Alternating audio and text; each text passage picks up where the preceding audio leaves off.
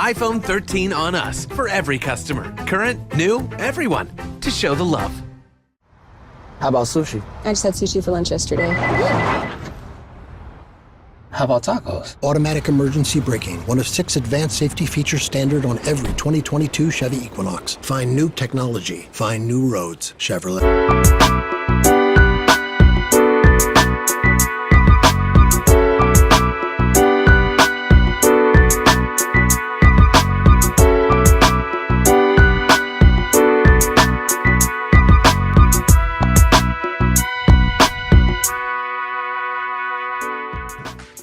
Hello, everybody, and welcome to A Balanced Life with Dr. Jackie. Let me tell you, what a thrilling conversation we are going to have today. In this time of children having a voice and having a say, kids trying to run your household, trying to tell you who you are, how to spend your money, when to drive your car, when to take them to various events, let me tell you, our households are out of balance, and today we're going to set the record straight. I am delighted to invite our guest in today to really talk to us on a very substantive level about how to keep peace in the home, how to have balance in the home, and how all of us cannot go crazy. I'm delighted to invite in today Pastor J.T. Johnson, Mocha Lee, Dondre Whitfield, and Stacey Owens. Hey, everybody. Hey, Dr. J. Hey. Let me tell you, I feel like we're just kind of jumping right into where we left off last week. And I know that our audience that was watching, they had plenty to say. When we think about our households and what we're doing, where do you think in this time, let me just say, I know that this day and age is different. Kids are grown, and even more grown at very early ages. Let's talk a little bit about boundaries. I'm going to start with Mocha Lee. Mocha, where do you think we need to have boundaries, and at what age do we begin to set them? Boundaries are just so important because I think we just live in an age where, and I'm just going to speak for myself because I have 2 daughters. One is 9, one is 13. It's just, I feel like I want to provide for them, but sometimes I err on the side of spoiling. So in order not to spoil my girls, I'm like, okay, how can I set these boundaries? How can I set these boundaries? And one thing that's important in our house is that my husband and I both team up and are always on the same page. We're on one accord so that if I say no to my daughter, you cannot attend a certain event, if she goes to her dad, he's going to say the very same thing so that they cannot play off of us. We need to set the boundaries as early as possible. I'm talking about elementary school, because it's just important for them to know if we love you, it's because we need to say no to certain things, because everything is not for you. You're not supposed to do everything that your friends do. You're definitely not supposed to do everything you see on TikTok. Please. Oh, Lordy.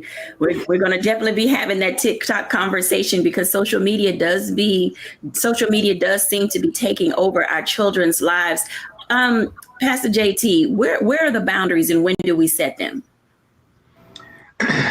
I honestly agree with Mocha. I believe that the earlier the better, because I believe our children are a direct reflection of the home system or the village that they come from. Mm-hmm. So if there are no boundaries at home, then there are no boundaries at school, and there are no boundaries at church. And so then the expectation is that if I'm able to do it and there is no correction that is brought forth in the home, then I buck the system in a sense, or I rebel against correction outside. So I believe that those boundaries are definitely necessary, and kind of really looking at the framework of ensuring that we are providing the healthiest environment for our children.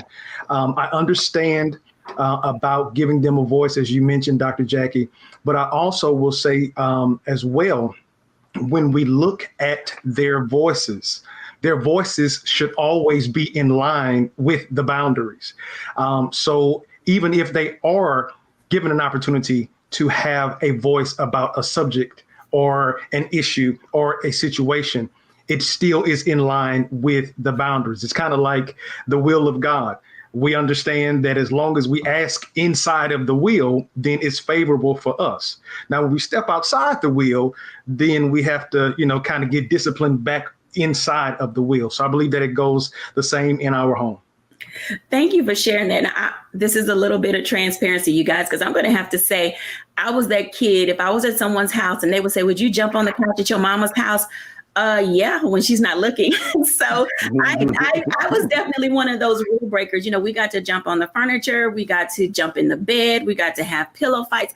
And I think that's a part of knowing boundaries for being a kid. It's like, be a child when you can be a child. Stacey, when you're thinking about from the education perspective, and even as kids get older in age, what type of boundaries should parents be setting, and how do they walk them out so that it does marry with the home and the school? So for me, I always say that parents should set the boundaries of what it should look like in their home, but be mindful of the fact that your child is not always at home. You spend a lot of your time in the school environment. So what are the boundaries for how we should interact at school as well? Because one of the number one things that I hear from kids is they'll say, well, my mama said, and I'm always like, well, okay. Yes, your mama at home, you can do this, but at school, you shouldn't be handling conflict by choosing to hit back. Here's some of the boundaries that you need to understand at when you're in the school environment. And then moving past that, I say at school, I always see our kids have because they have so many responsibilities at home of taking care of the family and helping out with the things that's going on at home, that they have a hard time choosing what should they do in the school life. Because when I go home, I have to take care of my sister and my brother, or I have to do this. So school is like second nature. And I think you should, as a parent, you should set the boundaries straight at birth, that the only expectation that you should have between the ages of birth to 19 is your job is to go to school. Mm-hmm. Your job is to be successful in having an experience, a childhood experience. And then how do you learn the ways of developing into adulthood? And that should come naturally or organically through your experiences that you are receiving in your childhood and the experiences that your parents are setting up for you, so that you can, move into that when it's developmentally appropriate. So boundaries are very important, because that line between home and school can easily be crossed when kids are so used to doing the things that are set at home. Wow, that information is so enlightening, because oftentimes it's difficult, to separate those things. Like you said, my mama said, my daddy said, or my granny lets me do it this way. And oftentimes we get that level of pushback. Dondre, you have children at different stages of growth and development. And tell us about the boundaries and guidelines that you've set in motion, and ones that you believe as you mentor young boys. Yeah, I think just in talking about the boys, and we talked a little bit about this last week, what I do with my son, I've often said that I am the drill instructor for manhood for my son. And there are times when, because my wife is doing her job as a nurturer, whenever she sees my son uncomfortable and hurting from that space of discomfort, what she wants to do is she wants to step in on his behalf and take away that painful moment for him. But what I constantly have to remind her is that when you take away that moment of discomfort, when you take away that pain, you're taking away his opportunity for growth. As I've said before, there's a reason why they don't let moms go to boot camp. I am preparing my son for the battles ahead. And those things can't be done in a space of comfort. Kings are not built in comfort. Kings are built in crisis. And so what I have to do is I have to allow my son to be exposed to safe levels of crisis so that he will learn how to properly navigate them. And when he's going the wrong way, I am nearby so that I can guide him when it's appropriate.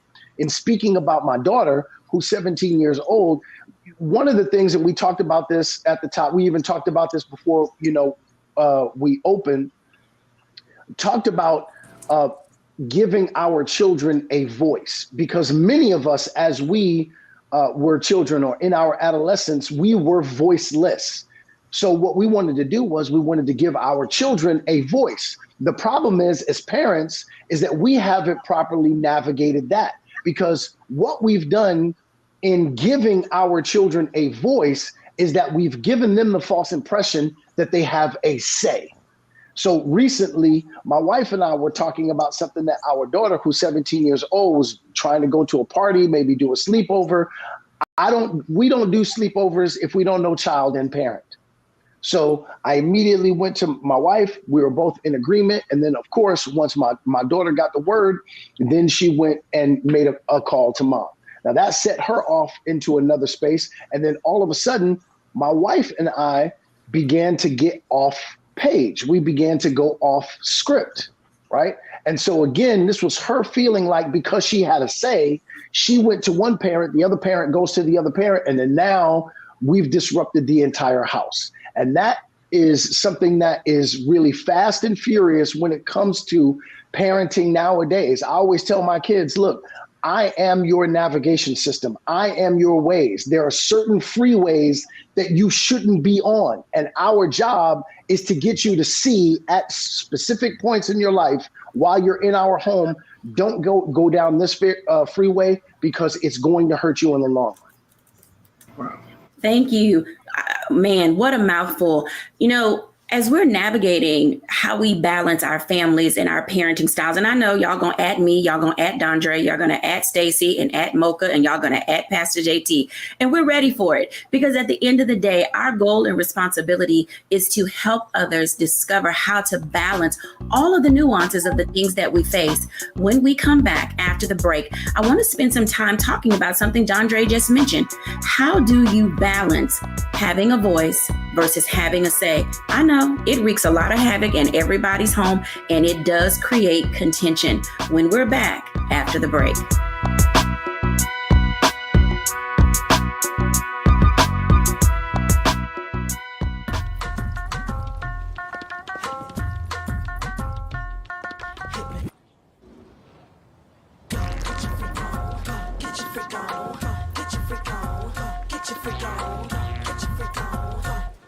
Verizon just gave us all a brand new iPhone 13. We've been customers for years. We got iPhone 13s too. Switched 2 minutes ago, literally right before this. iPhone 13 on us on any unlimited plan for every customer, with plans starting at just $35. All on the network more people rely on.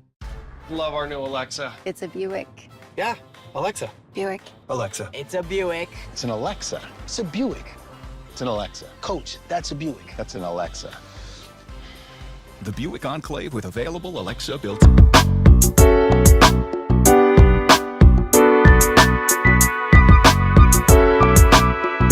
Welcome back, everybody, to A Balanced Life. And this conversation we're having today, not only is it going to bless you, it's going to help you move the needle in some of the areas where you have been stuck. Let me tell you, having conversations with your kids, your mate, your significant other, whatever that dynamic of your home may be, this conversation on how to balance our kids having a voice versus a say is one that tears and rips families apart.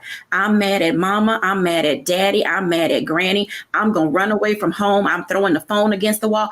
Kids and parents alike are losing their mind. Welcome back, everybody, because this conversation that we're about to have right now, oh, my goodness, you know, talking about a Pandora's box, you know, that Pandora's box really does get open, you guys, when you think about, you know, what is the difference between having a voice and having a say. And I'm going to start with Stacy, because she's in a school setting. And in that setting, sometimes kids want to pop off at the teacher like they're a parent or a sibling. Stacy?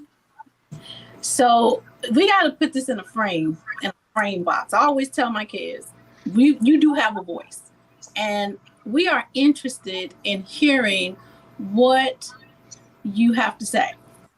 But now let's set the expectation and the tone that giving you the opportunity to use your voice, allowing the adults around you to hear and respect what you have to say, but the final say comes from the adult, because we're the ones that have to make sure that what you're asking for is going to yield the best results for you in the end, even when you don't understand it at that moment. So just because we allow you to be part of the conversation, it doesn't necessarily mean that the outcome is going to be 100% the way that you feel it should be. But you can't feel like you wasn't heard. So I want to hear you, but you have to understand that you also have to hear what the adults in your life are asking and presenting to you as well. So I think for us, it starts with teaching effective modes of communication. How do you be an active listener? How do you be an active sharer of the news?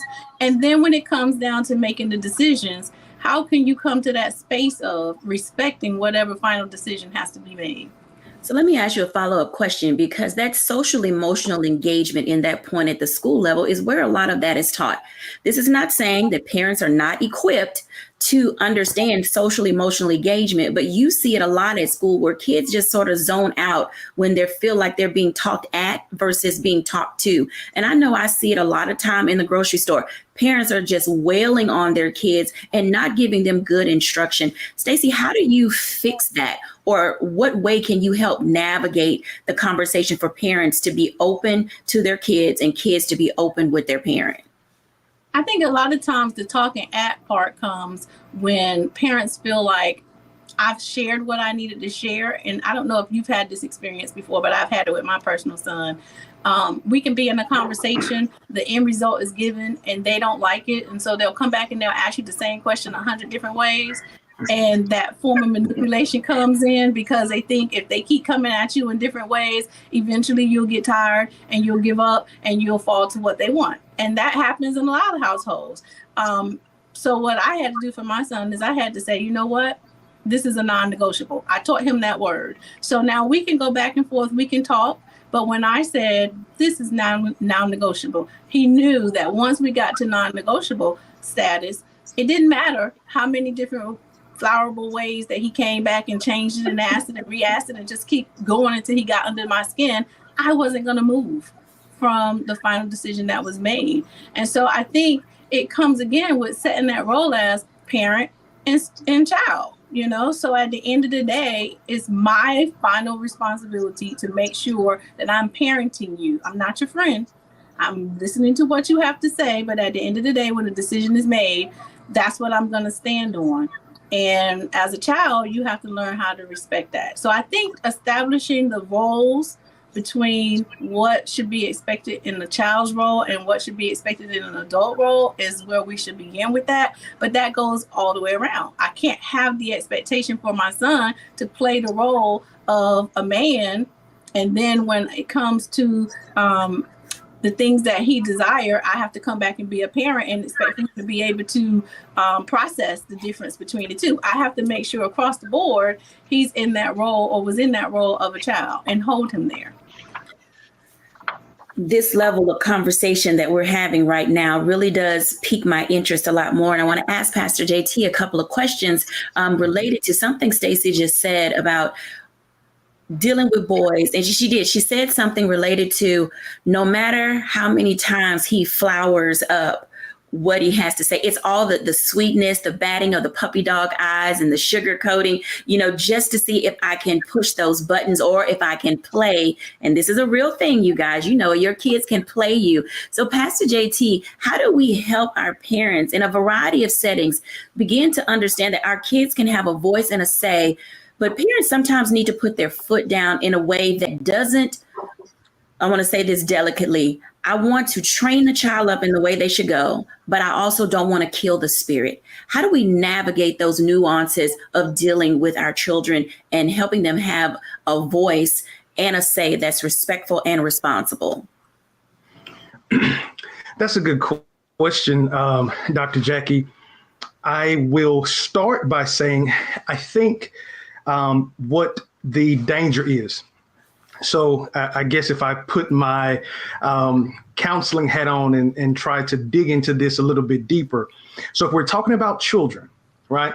So the majority of children now have been birthed by millennials, because by definition, a millennial is someone that was born in 1980.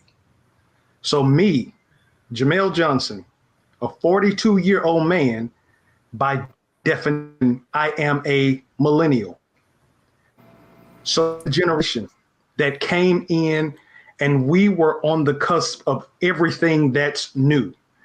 So we didn't come in on a Good Times Family.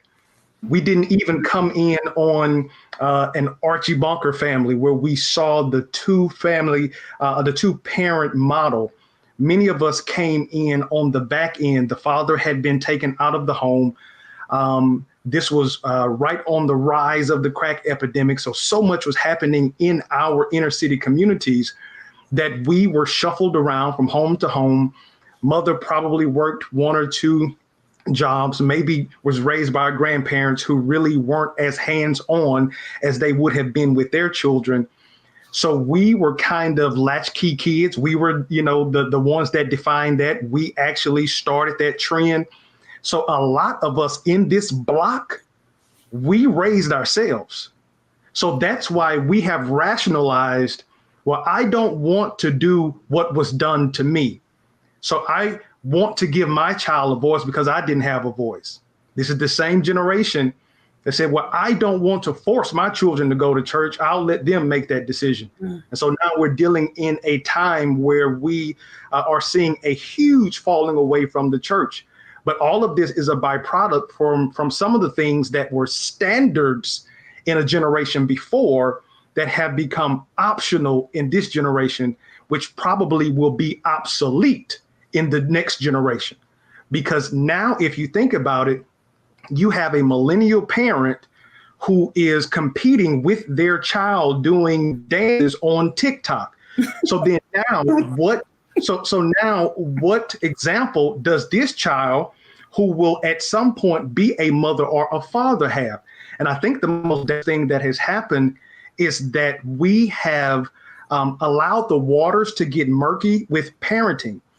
We have romanticized the parent to where now I am treating my child as if this was my significant other, or we have dropped down from the romantic stage to the friendship stage that I don't want to do too much to make them mad because that's my friend. So I think the very first thing is shoring up that parental role. But then that may go all the way back to asking the question, was that parent ever parented? I'm a part of the 100 Black Men of America, and our motto is what they see is what they'll be. So if we are talking about a generation of latchkey kids that are now parents, if the only thing that they saw was a key and a mirror, they're looking at themselves. And so they don't even have a picture of what a healthy parental relationship looks like. All right, I can already tell that this is going to be a two-parter in this segment because I have to bring Dondre in because there's something that Pastor JT just said about the relationship that boys have with their moms is different. And you guys have heard us talk about this a lot of times. But there is a term that's going around, and we've heard it all of our lives. And now that we're older, we actually see more of what it means. Pastor JT just said that oftentimes that relationship between a boy and his mother can cross over boundaries. We've talked about boundaries. We understand what they can be. But when we think about it in the context of who's in control, there is a phrase, man of the house. And I want to dive into that just a moment so we can set the tone for our next segment. But right now, Dondre, this whole notion and idea of having a voice versus having a say, when it comes to boys who have been placed in that role of man in the house, that can be extremely toxic on a variety of levels. Can you talk to us a little bit about what we mean when we say man of the house, and how do we begin to draw some lines in the sand of helping parents and other adults coming around this young man be able to navigate his life? Yeah. I talked about this in my book and made the acronym MOTH, Man of the House. Too many of us as young males have been robbed of our boyhood because we're immediately projected into manhood.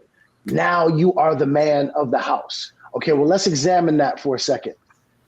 That child is going to be saying to themselves, what does that mean? What does it mean for me to be the man of the house? Okay, well, let's dive into that.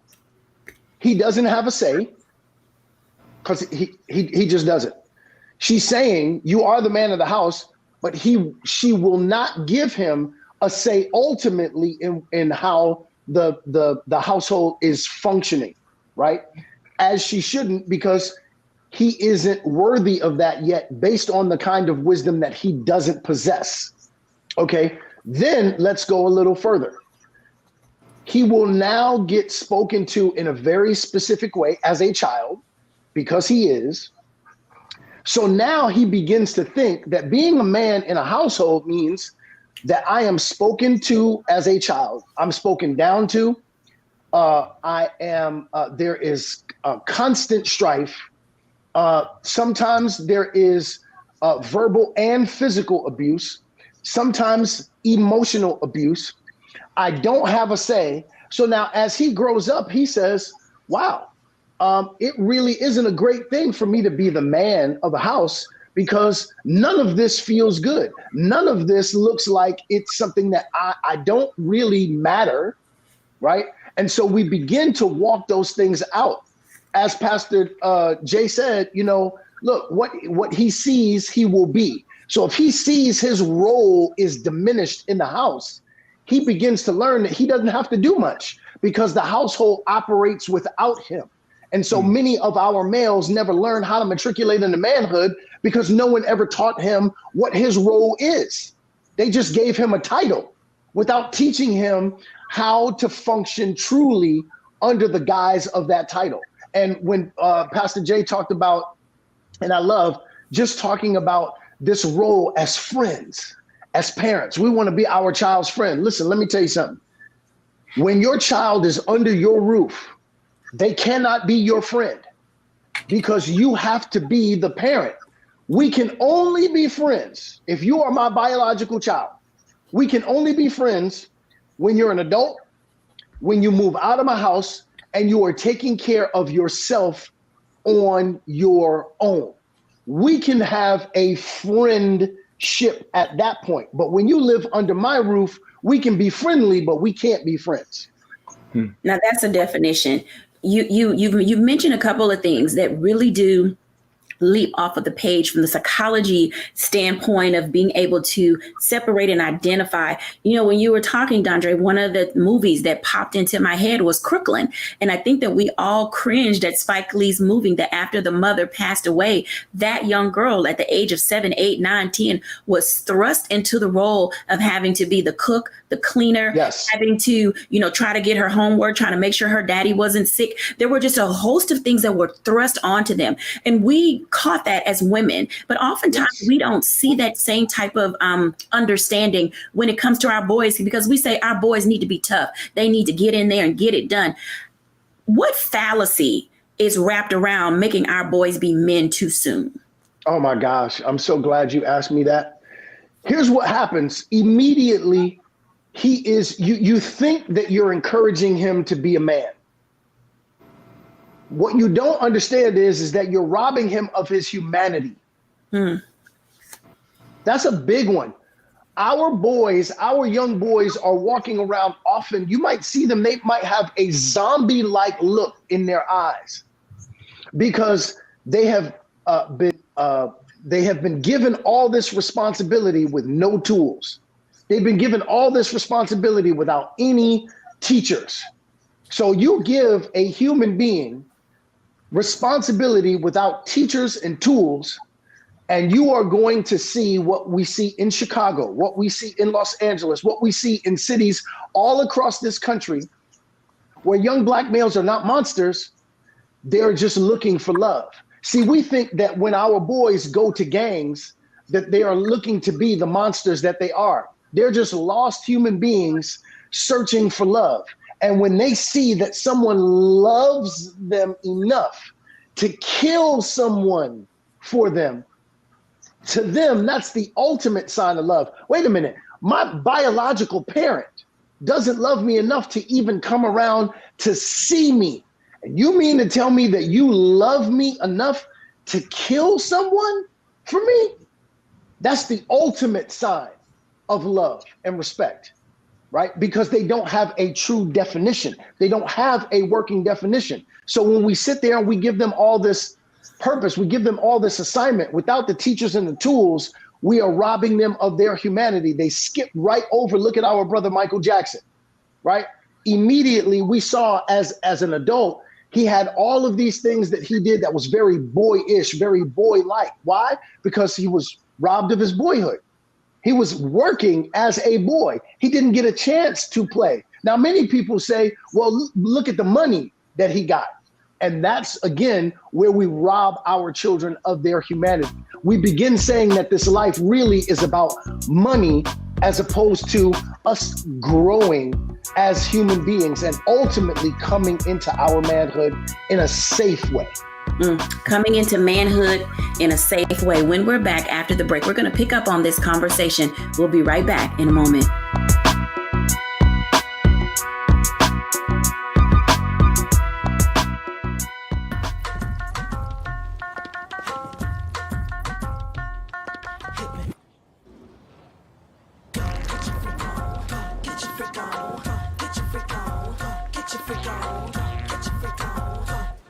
Verizon just gave us all a brand new iPhone 13. We've been customers for years. We got iPhone 13s too. Switched 2 minutes ago, literally right before this. iPhone 13 on us on any unlimited plan for every customer, with plans starting at just $35. All on the network more people rely on. Love our new Alexa. It's a Buick. Yeah, Alexa. Buick. Alexa. It's a Buick. It's an Alexa. It's a Buick. It's an Alexa. Coach, that's a Buick. That's an Alexa. The Buick Enclave with available Alexa built.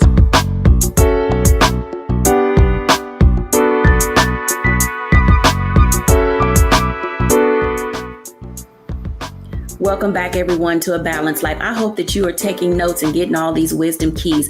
I want to bring everybody back in for this next segment because as we're talking about our boys, this conversation really brought me to Mocha because Mocha, you're raising girls. And when you think about the kind of young men and how they're being raised and the pool that may be available to your daughters, does it give you pause when you think about where this future son-in-law may come from?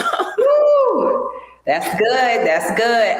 What I love is that Brother Dondre and even Pastor Jay have mentioned this word love, because I'm here to tell you, when I read the book, The 5 Love Languages, I believe that author is Chapman. If we as parents, when they're itty bitty babies, and I hope some of your viewers have the little ones in the house, if we could figure out our child's love language, whether it's a son or a daughter, and fill them up in their particular language. For example, one of my daughters is feel in touch. If you hugging her and rubbing her, she feels loved.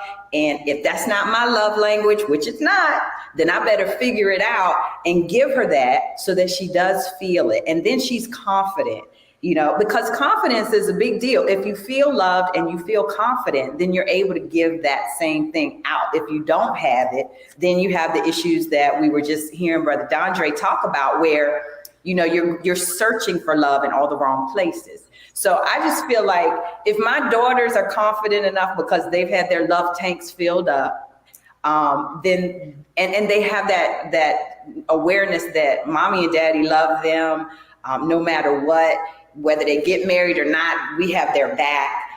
Then it helps them make those wise decisions. I never want them to feel desperate when it comes time for that mate. I just, I want them to have learned from watching us that, mommy is strong and confident, but guess what? She's daddy's helpmate. And sometimes she lets daddy go ahead and take the lead. And what he says is what we're all going to do, even if I'm rolling my eyes a little bit. But I just feel like daughters need to see it, sons need to see it, and they need to feel it.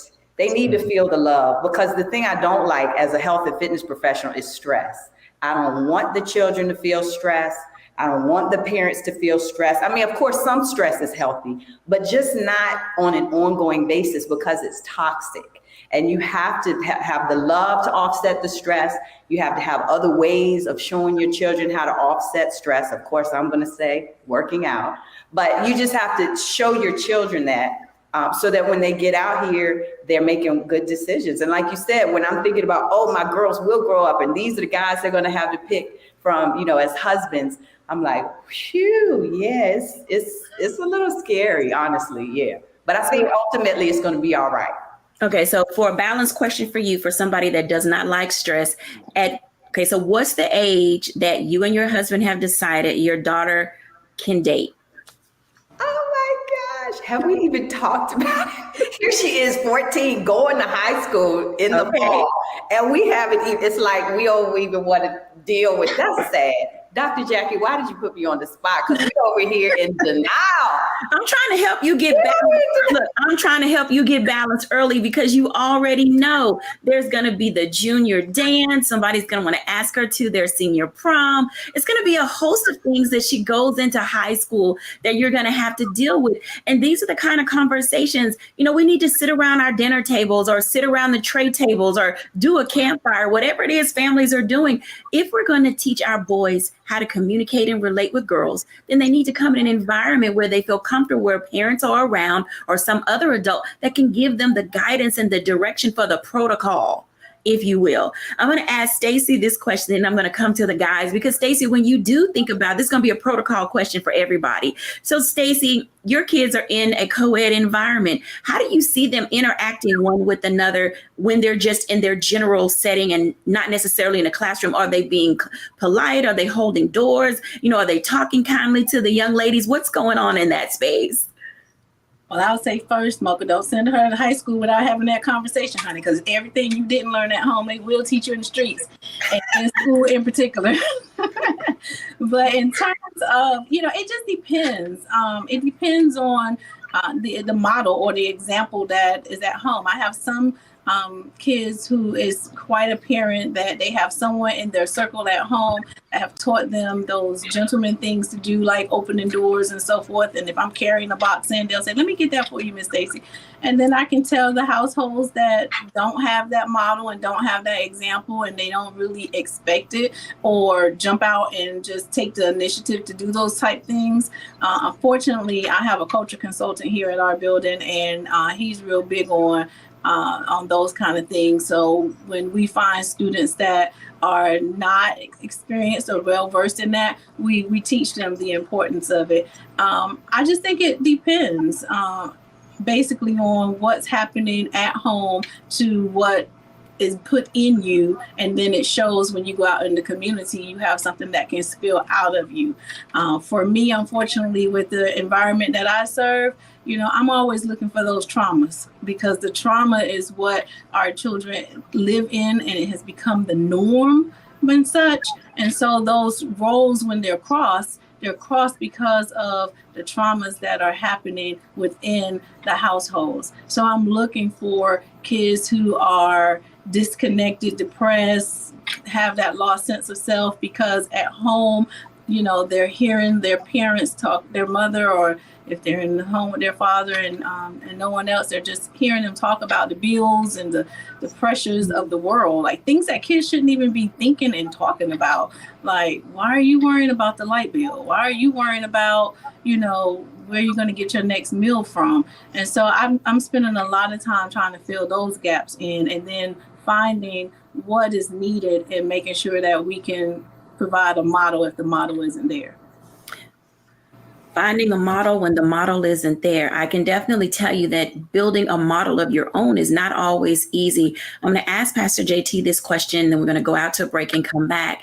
Pastor JT, in finding that model, and I'm having a difficult trying to frame this question, because when we talk about boys and their engagement with girls, they often see things from television or video games that aren't necessarily appropriate. What is the right way for the village? And this is for all of our audience. What is the right way for the village to do some corrective behavior when we hear and see a young man calling a young lady, hey, ma, yo, babe, sis, you look good in those pants? I mean, there are just some things that should not come out of certain age groups' mouth, namely ages 6 to 15. So can you help us with languaging these levels of conversation? Yes, ma'am. And I'm always, I guess in being a pastor, I'm always, trying to be a problem solver. And I have to always first try to identify the problem. And sadly enough, your question was, what can the village do? Sadly enough, those little boys probably picked that up from some of the inhabitants of the village. And so we are only byproducts of what we have been exposed to. So if this young man, so still to this day, I say, yes, sir, no, sir, yes, ma'am, no, ma'am. And I do that because my dad, who is 77 years old, still says, yes, sir, no, sir. And he's 77. And it's not too many people that would be older than him, but he's still saying that. So I picked that up from him. How my dad caters to my mom is the same way I cater to my wife. I picked that up from him. So now if these young boys are not exposed to that, going back to Dondre's point, if they are considered the man of the house and not seen as a male in the house, then they don't understand how to truly communicate to another girl, because at that point, their communication is not lateral to a girl. Their only reference point is being talked down to from their mother. Or even more dangerously, you could possibly have a young boy who could, on the outside, we could kind of see it looks like he's in a romantic relationship with his mom. So he's being taken care of. He's being catered to. He's sitting in the car when she's pumping gas. He gets to pick where they go eat every day. Preach, sir. But then on the back end, you see a young girl who grows up in a single parent home. And I think this is something that we got to address, because as we say, we don't know what our girls are going to have access to. We also got to say we don't know what our young boys are going to have access to, because we live in a time now, as Dr. Stacy mentioned about that word trauma. I teach a class at HPD talking about 2 police officers, and the title of the class is Building Trust After Trauma. And it talks about how colors of community here locally, how we have this traumatic experience with police officers. And that's why some of our reactions to police officers are the way they are. So when we hear the sirens, we already go into a panic because of the trauma that has been experienced before, possibly not even trauma that we experienced, but it was passed down. So if you have a mother who's raising a daughter who just came out of a traumatic relationship, she now has the framework in the house to ensure that her daughter doesn't ever go through what she goes through. So now, as Dondre points out, his role with his son, she now becomes this drill sergeant with her daughter. And that is the reason why we have such a calloused group of young ladies that are growing up now. And we have such a delicate group of young men that are growing up right now. So now the question is that the roles have reversed. So the young man that should be the protector, he is being taught that his mom is the protector, so he is now looking to be protected. The young lady who is growing up in a single parent home, this mother is telling her, I don't want you to ever go through what I've gone through. So now this young girl, she is not being the dainty one with the easy bake oven and with a little baby doll. She is being taught to get it how you live. Do it for yourself. You don't need a man. So now we have this huge divide that has happened in our community, and no side really knows how to talk to each other, because they are picking up their language from who is raising them. It is true that more is caught than taught. When we come back after the break, we're going to give all of our guests an opportunity to share some final words on what it looks like to really keep the community together, how our boys, our girls, our men, and our women can get back to this sense of community so that we can all have a sense of balance and a sense of peace when we're back after the break.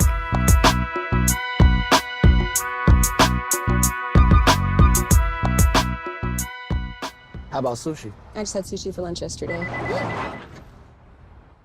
How about tacos? Automatic emergency braking, one of 6 advanced safety features standard on every 2022 Chevy Equinox. Find new technology. Find new roads. Chevrolet. It's time to be smart. Roland Martin's doing this every day. Oh, no punches! Thank you, Roland Martin, for always giving voice to the issues. Look for Roland Martin in the whirlwind, to quote Marcus Garvey again. The video looks phenomenal, so I'm really excited to see it on my big screen. Support this man, Black Media. He makes sure that our stories are told. See, this difference between Black Star Network and Black-owned media and something like CNN. I got to defer to the brilliance of Dr. Carr and to the brilliance of the Black Star Network. I am rolling with rolling all the way. Honored to be on a show that you own. A black man owns the show. Folks, Black Star Network is here. I'm real revolutionary right now. Rolling was amazing on there. Stay black. I love y'all. I can't commend you enough about this platform that you've created for us to be able to share who we are, what we're doing in the world, and the impact that we're having. Let's be smart. Bring your eyeballs home. You can't be Black-owned media and be scared. You dig?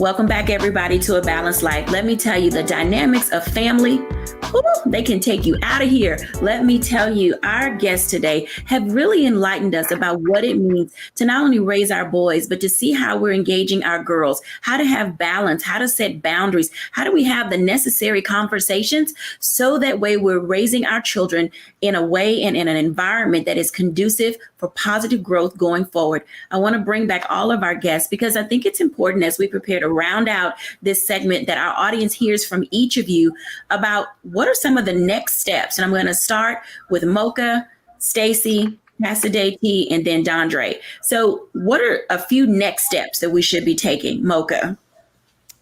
For me, I feel like a next step is to just continue to remember as a parent that you are your child's advocate. And in the beginning of the show, we talked a lot about those listening skills and just making sure that you are listening to your children so you're understanding what is going on in their life so that you can guide and direct them and possibly even pray for the proper mentor, because for some reason, these kids don't necessarily want to hear it from their own parents, but just that right mentor or person who can pour into their life might just be the person who can steer and guide them even better than mommy or daddy. Thank you. Stacy. I think a next step would be to look inward and have some self-reflection and just remember that if you were raising a child right now, ask yourself, is the experiences that I, as the adult, that I'm providing for my child, are they experiences that will assist my child in having the best childhood that they could have? And do I have the expectation on my child to understand that that's their only job in this world right now is to just be a child? Go to school and experience your childhood, live your best life as a child. Because when you do get grown and start paying bills and all that, you're going to say you want to go back there and it's already gone. So just go back and self-reflect and then make adjustments as you see fit. Thank you so much. Pastor JT. I guess one of my last, or I guess next steps would be one for the parent or parents. I think going back to what Stacy as well as Mocha said, one kind of figuring out inside, right? If there's anything that I can do better to ensure that I am being the best parent that I can be, and then dealing with that issue in you, and then making sure that you are modeling the desired behavior in front of your child that you would want them to extend when they leave the home. So I believe that most of this is not necessarily on the child. I believe that the responsibility happens to fall on the shoulders of the parent and have that real conversation with themselves. And then the last thing that I will say is don't be afraid of maybe enlisting the help of a counselor, family therapist, a pastor, somebody to talk to outside that may be able to be a non-biased party that can help you move forward. So I'm going to give my next step before we go into a break. And then after our break, I'm asking Dondre Whitfield to give us our closing reflection for this segment. My comments are this. Next steps for our community, our village, our tribe is to keep the lines of communication open. I mean, honestly, it's not that difficult to sit down with someone and talk with them. We've got to learn as a community how to have these difficult conversations. When we come back after the break, Dondre Whitfield is going to give our final reflections.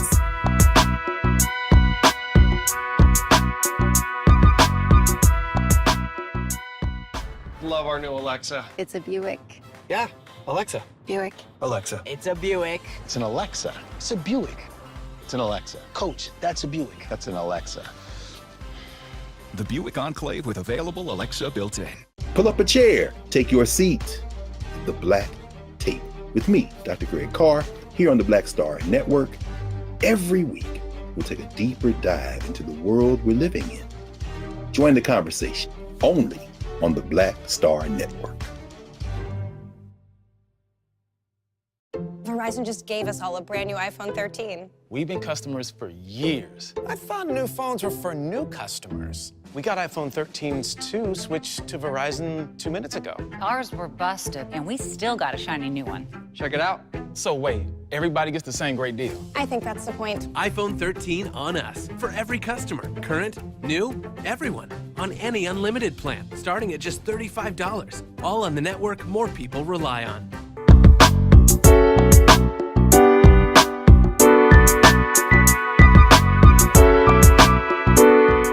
Welcome back, everybody, to A Balanced Life. Stacey Owens, Mocha Lee, and Pastor JT have given us all some next steps on what it means to keep our village thriving and surviving. Right now, Dondre Whitfield is going to give us our reflections for the day.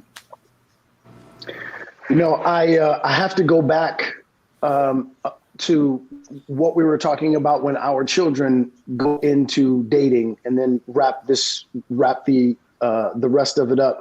Sister Stacey said something about, what we don't teach our children at home, the streets will teach them. And that is absolutely right. So when we have or allow our child to date, as my daughter now, who is 17 years old, she's in that phase, I have told her, as I tell my son, whenever you have someone that is interested or that you are interested in, your job is to bring them here to our home, because our job is to give them a model that they can begin to mirror. As a father of a daughter, that boy has to come into my home, cross that threshold, sit down with me, tell me his intentions with my daughter. My job also is to have a relationship with him that's outside of hers, because I now become a bonus dad to him. I am now a second father figure to him. My job is to give him specific information and instruction about how to go about doing this if he does not know how. One of the things that I have, and I've done this already, I have spoken to that particular boy and said, look, there's only one way to stay in good graces with me. And that is, your job is to always remember that you are not allowed to abandon or abuse my daughter.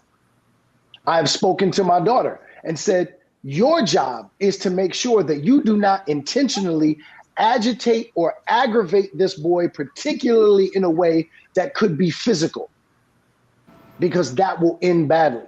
So these are the kinds of things that we rarely get. We rarely get a sit down of information and instruction. I already know that nature is going to take its course.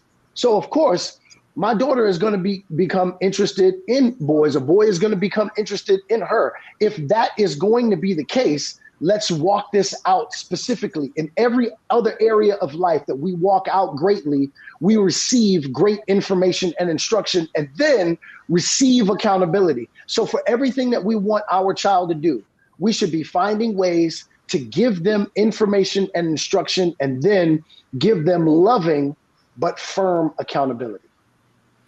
Thank you for sharing your words of wisdom. I hope that our audience has enjoyed our series this month on boyhood, manhood, and family dynamics. All of these things are responsible and in a way for us actually to stay accountable to how we become balanced in our lives and how we can move the village forward.